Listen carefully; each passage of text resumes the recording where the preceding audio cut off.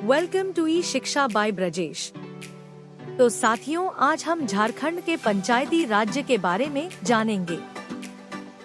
भूमिका झारखंड पंचायत राज अधिनियम में कटौती और विसंगति, मनरेगा ग्राम सभा की स्थिति और अधिकार, CNT एक्ट, छोटा नागपुर काश्तकारी अधिनियम, ग्राम सभा की शक्तियां एवं कृत्यवनाधिकार कानून, भूमि अधिग्रहण कानून, साक्षात्कार 1, साक्षात्कार 2, साक्षात्कार 3 के बारे में जानेंगे।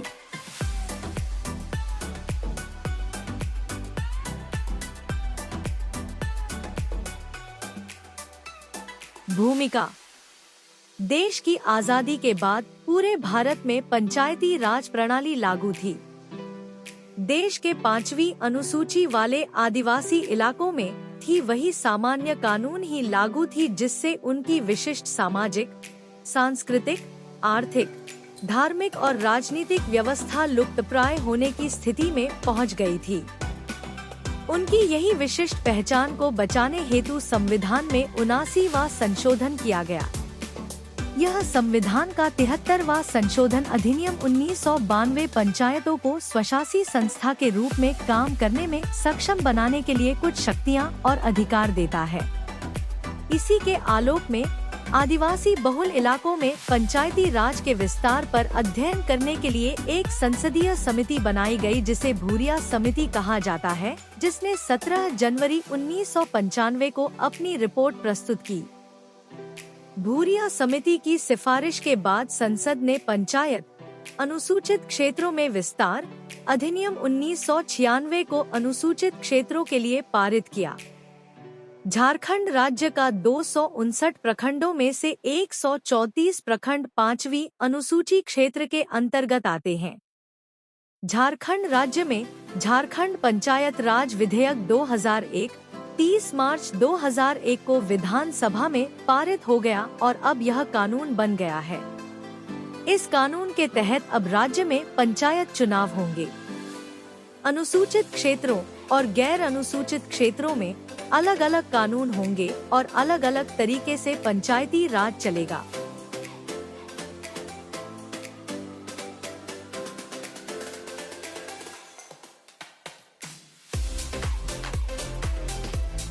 संशोधन। झारखंड पंचायत राज अधिनियम 2001 पारित होने के बाद कुछ एक संशोधन 2001 से लेकर 2004 तक किए गए हैं। संशोधन 1, कोई भी निर्वाचित पद के उम्मीदवार का नाम उस पद के निर्वाचन क्षेत्र के मतदाता सूची में शामिल होना चाहिए। संशोधन 2, अनुसूचित क्षेत्र के पंचायत के मुखिया, पंचायत समिति के प्रमुख एवं जिला परिषद के अध्यक्ष आदि पदों में 1/3 पद अनुसूचित जनजाति के महिलाओं के लिए आरक्षित होगा। संशोधन 3, सभी उपमुखिया, उपप्रमुख, उपाध्यक्ष आदि पदों को अनुसूचित क्षेत्रों में अनारक्षित रखा गया है। संशोधन 4, 2010 के अध्यादेश के द्वारा सभी वर्ग में सभी स्तर पर महिलाओं के लिए आरक्षण होगा।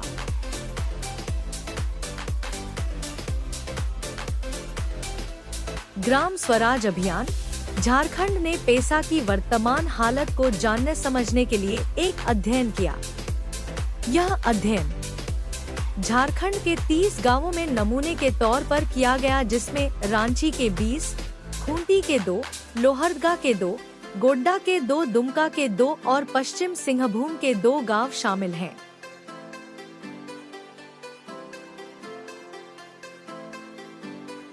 अध्ययन विधि।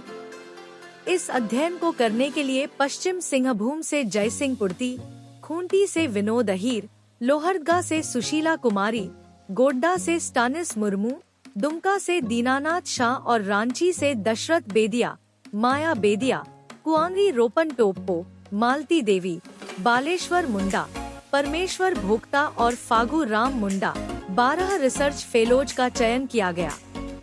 एक लंबी प्रश्नावली तैयार की गई, जिसमें ग्राम प्रधान, वार्ड सदस्य, मुखिया, प्रमुख, प्रखंड विकास पदाधिकारी, अंचलाधिकारी, उपायुक्त, स्वयं सेवी संस्था, अपवर्जित समूह, वंचित समूह और महिलाओं से साक्षात्कार लिए जाने थे।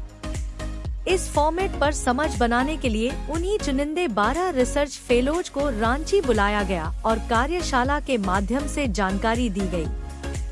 इस फॉर्मेट को लेकर जब फेलोज गांव लौटे तो 2-3 फील्ड में जाकर यह देखा गया कि कहीं फॉर्मेट भरने में असुविधा तो नहीं हो रही है।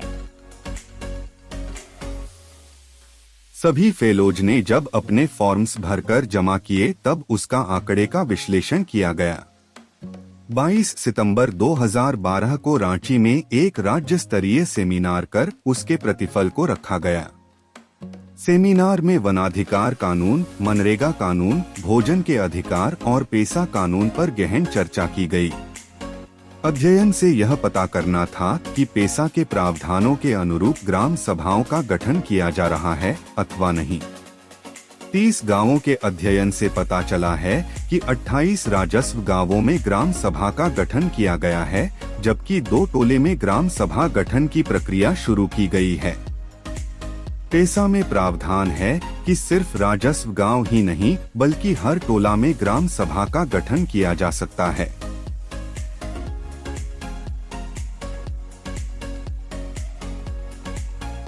अपनी पुरानी आदत के अनुसार पेशा कानून के बनने के बाद भी ग्राम सभाओं की नियमित बैठक नहीं हो पा रही है।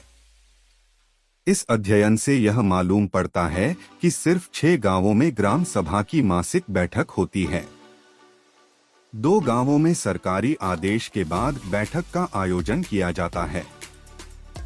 2 गांवों में कभी कभार ही बैठक हो पाती है, जबकि 2 गांवों में सिर्फ तभी ग्राम सभा का आयोजन किया जाता है जब गांव में कोई विवाद का निपटारा करना हो।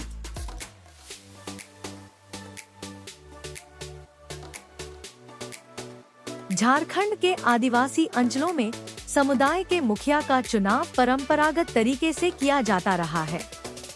जब प्रदेश में एक लंबे समय के बाद पेशा के तहत पंचायत चुनाव किया गया तो समझा यह जा रहा था कि अब ग्राम प्रधान का चुनाव लोकतांत्रिक तरीके से होगा। लेकिन यह अध्ययन बताता है कि अभी भी 28 गांवों में पारंपरिक तरीके से ही ग्राम प्रधान की नियुक्ति की जाती है, यानी प्रधान का बेटा ही प्रधान बनता है।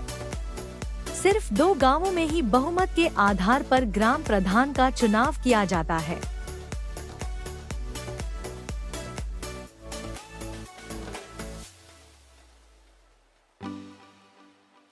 आज यह कहा जाता है कि आदिवासी समाज में महिलाओं को निर्णय प्रक्रिया में भागीदार नहीं बनाया जाता है, लेकिन यह अध्ययन इस मिथ को तोड़ता है। अध्ययन बताता है कि 6 गांवों में महिला प्रधान है, जबकि 24 गांवों में उनका कोई अस्तित्व नहीं है। अध्ययन बताता है कि किए गए सर्वेक्षण वाले सभी 6 जिलों में ग्राम सभाएं विवादों का निपटान कर रही हैं। इन जिलों में ग्राम सभाएं योजनाएं भी बना रही हैं, लेकिन सरकारी योजनाओं की देखरेख सिर्फ एक जिले यानी रांची में ही हो पा रही है। अगर हम राजस्व वसूली की बात करें तो यह सिर्फ 2 गांवों तक ही सीमित है। ऊपर देखा गया कि 6 जिलों के कुछ गांवों में योजनाएं बनाई जा रही हैं, लेकिन गांव द्वारा बनाई गई योजनाओं की स्वीकृति का क्या हाल है?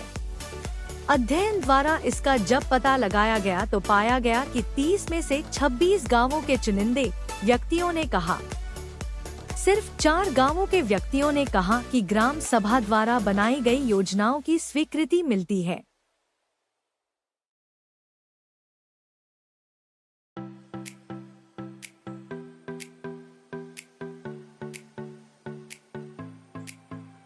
यह छोटा अध्ययन बताता है कि ग्राम सभा की बैठक में जमीन अधिग्रहण संबंधी प्रस्ताव पर चर्चा की जाती है।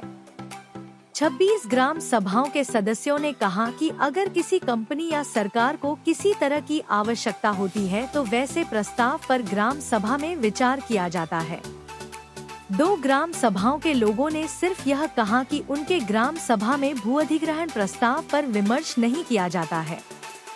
परंपरागत सिस्टम में ग्राम सभा के सभी कार्यवाहियों का लेखा जोखा रखने की परंपरा नहीं थी, लेकिन शिक्षा के प्रचार प्रसार के साथ जैसे ही पेशा कानून 1996 के तहत पंचायत चुनाव हुआ और कुछ शक्तियां ग्राम सभा को सौंपी गई तो इसका सकारात्मक प्रभाव देखने को मिला।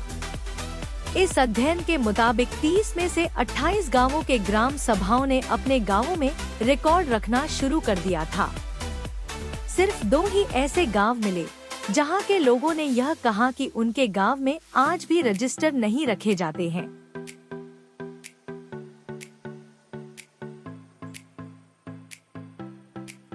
केंद्र सरकार ने वनाधिकार कानून 2006 पारित किया है, जिसमें वैसे आदिवासी और वनजीवी समुदाय को 10 एकड़ तक की वन भूमि पर उपयोग का अधिकार मिलेगा जिन्होंने 13 दिसंबर 2005 के पूर्व वन भूमि पर कब्जा किया हो। इस कानून के अंतर्गत ग्राम सभा को पूरी शक्ति दी गई है। गांव में एक वनाधिकार समिति का गठन करना है जो दावेदारों के दावे का सत्यापन कर उसे अनुमंडल स्तरीय समिति के पास भेजेगी और यह समिति जिला स्तरीय समिति को जिला स्तरीय समिति ही दावेदारों को उपयोग करने का प्रमाण पत्र देगा। लेकिन इस कानून के बारे में न तो लाभुकों को पता है और न ही सरकार को रुचि है।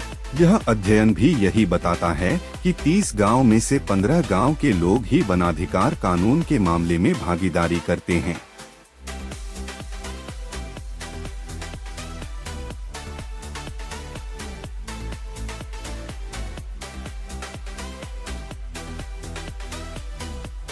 अनुसूचित क्षेत्रों में ग्राम सभा की बैठक की अध्यक्षता परंपरागत ग्राम प्रधान करता है। यह प्रधान परंपरागत तरीके से चुने जाते हैं। पेसा कानून के द्वारा ग्राम सभाओं को 3 तरह के अधिकार सौंपे गए हैं: विकास के काम करना, खर्चे पर निगरानी करना और भूअर्जन के पहले परामर्श। ग्राम पंचायत की अध्यक्षता मुखिया करेंगे। उनका चुनाव मतदान के द्वारा होता है। ग्राम पंचायत को विकास कार्यों में खर्च करने का अधिकार है। वह बजट बना सकता है और खर्चे का हिसाब किताब रखने का दायित्व है। लेकिन ग्राम सभा का पंचायत के साथ अच्छा समन्वय नहीं होता है। यह अध्ययन बताता है कि 30 में से 15 गांव के लोगों ने कहा कि ग्राम सभा का पंचायत के साथ अच्छे संबंध हैं, जबकि 15 गांव के लोगों ने कहा कि पंचायत के साथ ग्राम सभा के संबंध अच्छे नहीं हैं।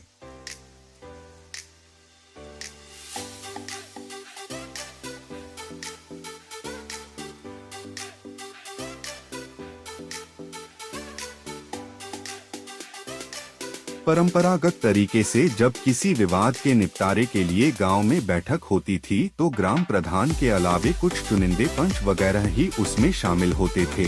लेकिन पेसा कानून लागू होने के बाद इसमें कुछ सुधार आया है। यह अध्ययन बताता है कि 50% लोगों को बैठक में भाग लेने हेतु आमंत्रित किया जाता है। पूर्व में ग्राम सभाएं महिलाओं के प्रति उतनी संवेदनशील नहीं थी। महिलाएं ग्राम सभा में बुलाई नहीं जाती थीं।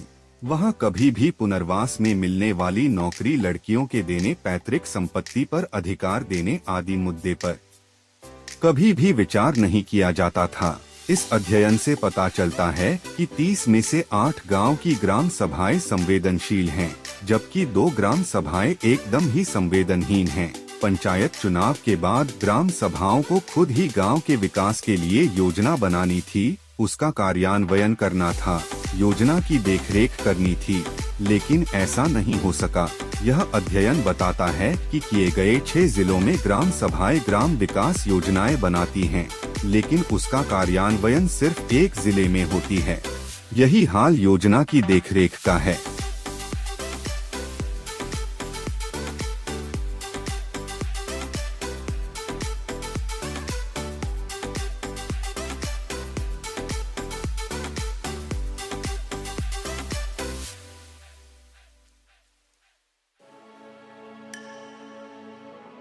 पंचायत प्रतिनिधियों का सरकार के प्रति क्या दृष्टिकोण है? अध्ययन बताता है कि सभी 6 जिलों में सरकार का सहयोग उन्हें कम मिलता है।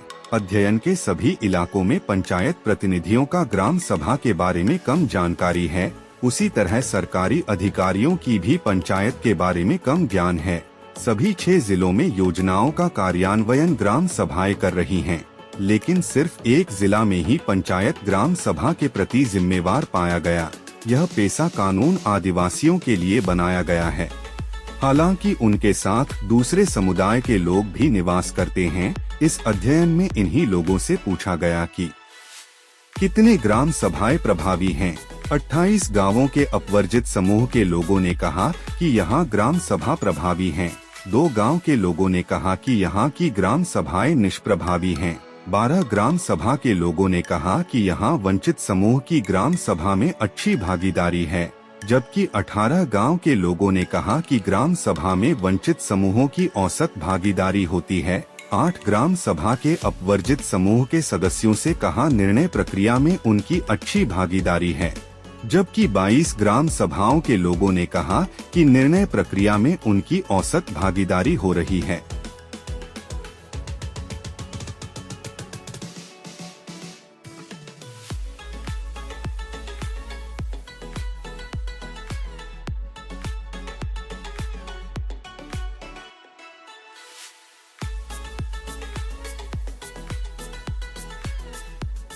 और अधिक जानकारी के लिए हमारे चैनल को लाइक, शेयर एंड सब्सक्राइब करें। Thank you.